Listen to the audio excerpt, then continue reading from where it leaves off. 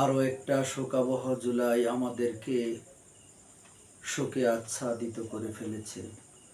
গত বছরের জুলাইয়ের শোক মুছতে না মুছতেই আবারও একটা কালো ছায়া আমাদেরকে থাবা দিয়েছে, যে থাবার বদৌলতে আমরা আমাদের অনেকগুলি তাজা প্রাণ, যেই প্রাণগুলির কথা যদি আমরা বলতে যাই, বলতে হবে নিষ্পাপ প্রাণ। তাদের কোনো পাপ ছিল না, তারা নার্সারি ক্লাসের ছাত্র, প্লে 1, 2, 3 ক্লাসের ছাত্র। আল্লাহ তাআলা তাদের পাপের খাতা এখনো উন্মুক্ত করেনি। পাপের খাতা উন্মুক্ত হওয়ার আগেই তারা আবার তাদের মালিকের কাছে ফিরে যেতে হয়েছে আমাদের অস্বস্তি ব্যবস্থাপনার জন্য।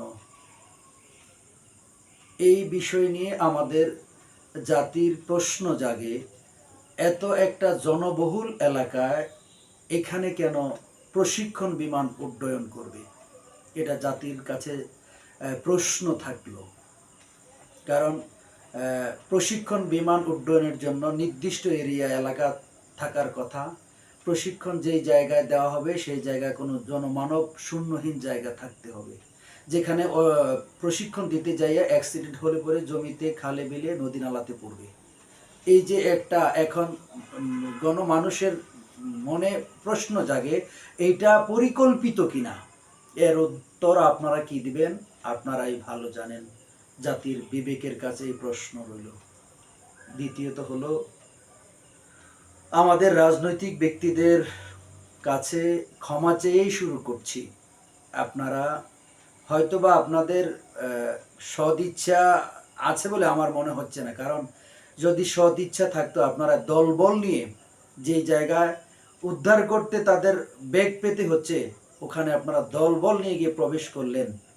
এতে যাদেরকে দেখতে গেলেন তাদের কতটুকু উপকার বা ভালো করতে পেরেছেন আমার জানা নেই। তবে আমি আমার ভিডিওর অনেক জায়গায় দেখেছি আপনাদের সম্পর্কে একটাও ভালো কমেন্টস আমি খুঁজে পাইনি। অন্তত পক্ষে আপনারা যদি আপনাদের কোনো লোক থাকে, শুভাকাঙ্ক্ষী থাকে, তাহলে আপনাদেরকে যেন এই ভিডিওগুলোর কমেন্টস আপনাদেরকে পড়ে পড়ে শোনায়। আপনারা ওখানে আপনাদের খবর জানান দেওয়ার জন্য যে ওই জায়গায় গিয়েছেন, আপনাদের জন্য যে কত কাজ ব্যাহত হয়েছে এটা আল্লাহই ভালো জানেন। আর আমরা যারা নীরব শ্রোতা দর্শক আছি, আপনাদের অনেকজনের ভিডিওর ক্লিপের কমেন্টস বক্সে গিয়ে আমরা দেখেছি আপনাদেরকে বদদোয়া ছাড়া, গালি ছাড়া, খারাপ কমেন্ট ছাড়া একটাও শুধু আপনাদের জন্য করেনি। আপনাদের ওখানে যাওয়ার তখন প্রয়োজন ছিল বলে আমার মনে হয় না। আপনারা তাদের জন্য যদি কিছু করতেই চাইতেন, পরের দিন যে তাদের লক্ষ কোটি টাকার আপনারা ইনভেস্ট করতে পারতেন, তাদের রক্তের জন্য ব্যবস্থা করতে পারতেন। আর রক্তের জন্য ব্যবস্থা করতে হলে তো তাদের ওখানে স্পটে যেতে হয় না, আপনারা হাসপাতালগুলোতে যান। হ্যাঁ, আমরা দেখেছি কুমিল্লার ছাত্রদল, যুবদল তারা রক্ত সংগ্রহ করছে, ছাত্র শিবিরের ভাইরা তারাও রক্ত সংগ্রহ করছে, বিভিন্ন জায়গায় তাদের নাম্বার দেয়া আছে, বিভিন্ন জায়গায় দিচ্ছে। স্বেচ্ছাসেবী অনেক দল আছে, তারা রক্ত সংগ্রহ করছে। নিঃসন্দেহে এটি একটি ভালো কাজ। কিন্তু আপনারা যারা রাজনৈতিক ব্যক্তি ছিলেন, আপনারা অনেক দলবল লোক নিয়ে গিয়ে ওখানে একটা গ্যাদারিং সৃষ্টি করেছেন, যাদের উদ্দেশ্যে গিয়েছেন তাদের ভালো তো হয় না, বরঞ্চ কাজ ব্যাহত হয়েছে, উদ্ধার কর্মীদের উদ্ধার কাজ ব্যাহত হয়েছে। এই কাজকে পুঁজি করে আমাদের বাংলাদেশের সেনাবাহিনীরা ছাত্রদের উপর আবারও লাঠিচার্জ করেছে। এখন কার দোষ? ছাত্রদের দোষ নাকি আমাদের বাহিনীর দোষ? এটা আমি বলার আমার অপেক্ষা রাখে না, এটা জনগণ বিচার করবে। কিছু কথা শুনেছি যা আমাদের হৃদয়ে নাড়া দিয়েছে। আমরা জানতাম, শুনেছি আগে যে ঢাকা শহরে ইট পাথরের শহরে যারা থাকে তাদের মন নাকি ইট পাথরের মতো শক্ত হয়ে যায়। এমনই একটা দৃশ্য আমাদের কাছে গতকাল অবতরণ হয়েছে। 40 টাকা 30 টাকা রিক্সা ভাড়া। আরে গরিব মানুষ, তোরা তো নাকি মানুষের কষ্ট বেদনা বেশি বুঝিস, এইটুক শুনেছি। তোদের প্রতি আমাদের সিম্পেথি থাকতো। 40 টাকা রিক্সা ভাড়া তোরা নাকি প্যাসেঞ্জারদের কাছ থেকে কালকে এই রুগীদেরকে নিয়ে যাওয়ার ক্ষেত্রে 200-100 টাকা ছাড়া তোরা নড়িস নি। সিএনজি ড্রাইভাররা, তোমাদের প্রতি আমাদের অনেক সিম্পেথি আছে, কিন্তু তোমরা যা খেল দেখিয়েছ গতকাল, তোমরা এই 50 টাকার ভাড়া 500 টাকা নিয়েছ রুগীদের নিয়ে যাওয়ার ক্ষেত্রে, এইটুক কামাই কালকে না করলে কি তোমাদের হতো না? এখানে তোমাদের সন্তান, তোমাদের স্বজন কেউ হতে পারতো না? এই বিপদের মুহূর্তে তোমরা দয়া দেখাতে পারতে। তোমরা গরিব মানুষ, তোমাদের অট্টালিকার কোনো প্রয়োজন হয় না। তোমরা যদি এইটুকু ভাবতে যে আমাদের আজকের আমরা সার্ভিসটা ফ্রি দেব, তোমাদের মানুষ অনেক তোমাদেরকে বাহবা দিত। তোমরা গরিব মানুষ, তোমরা মানুষের ব্যথায় ব্যথিত হও।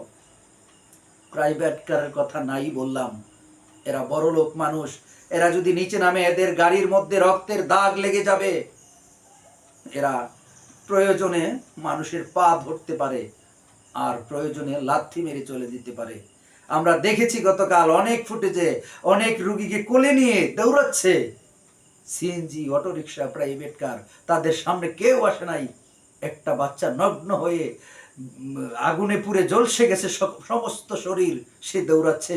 আমরা এতই অদ্ভুত মানুষ, আমরা চতুর্দিক দিয়ে ভিডিও করেছি, আমরা একটা জন লোক ওই বাচ্চাটাকে, ওই ছেলেটাকে ধরার মতো, শান্ত করার মতো কেউ আমরা ছিলাম না।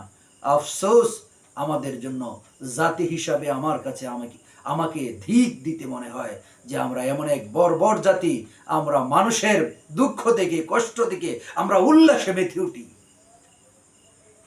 আমাদের এই কিছুর অবসান হওয়া দরকার।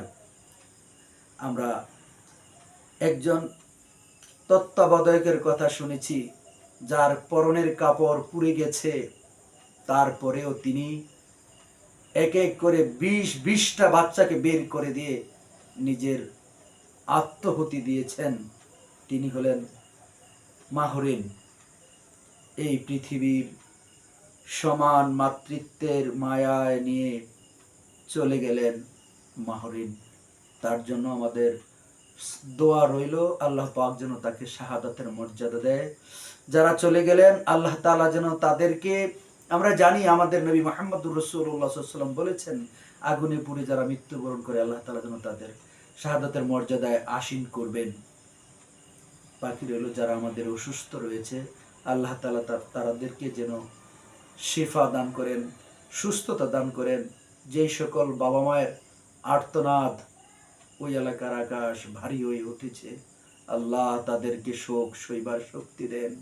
আপনি সন্তান নামক নিয়ামত দিয়েছিলেন, এই নিয়ামত নিয়ে গেছেন। একজন বাবার মুখে শুনেছি, তার স্ত্রীও কেমিস্ট্রিতে অনার্স মাস্টার, তিনিও কেমিস্ট্রিতে অনার্স মাস্টার, দুজনেই কেমিস্ট্রির টিচার। তিনি বলছেন এই দেশের রাজনীতি, আমরা থাকবো না এই দেশে, এই দেশ থেকে চলে যাব। মাতৃভূমি, মা মাটি, মানুষ কখন এই মাতৃভূমিকে ত্যাগ করতে তাদের ইচ্ছা জাগে? আমাদের অসুস্থ রাজনীতি দেখে, আমাদের দেশের কৃষ্টি কালচার দেখে, আমাদের মানুষের আচার আচরণ দেখে একটা জন্মভূমি ছেড়ে চলে যাবার কথা মিডিয়ার সামনে অনেক বড় দুঃখ নিয়ে, কষ্ট নিয়ে বলতে পারে, আক্ষেপ করে। We are sorry my child. তোমাদেরকে আমরা বাঁচাতে তো পারলাম না, তোমাদের জন্য কিছুই করতে পারলাম না। মহান মালিক রব্বি কারিমের কাছে প্রার্থনা করি, তোমরা ছিলে আল্লাহর বাগানের ফুল, সেই ফুল হয়ে আবার তোমরা আকাশে চলে গেলে। তোমাদের গুনার খাতা এখনো উন্মুক্তই হয়নি, তোমাদের আমলনামার খাতা উন্মুক্ত হওয়ার আগেই তোমরা চলে গিয়েছ তোমাদের মালিকের কাছে। আল্লাহ তাআলা তোমাদেরকে কবুল করুন। যারা সন্তান হারিয়েছে আল্লাহ তাআলা যেন তাদের হৃদয়কে প্রশান্ত করে দেয়, এবং যা হারিয়েছে তার যেন উত্তম যাচাই খায়ের দান করে। আর আমাদের কর্তৃপক্ষ যারা রয়েছে, যাদের অবহেলা রয়েছে, তাদের যেন আল্লাহ তাআলা শুভ বুদ্ধির উদয় ঘটায়। তারা যেন এমন জনবহুল এলাকার মধ্যে এই ধরনের অকাণ্ড আর যেন না করে, আমাদের ভুলভাল ডিরেকশন দিয়ে যেন আমাদেরকে, এই জাতিকে যাতে ধ্বংস করে না দেয়।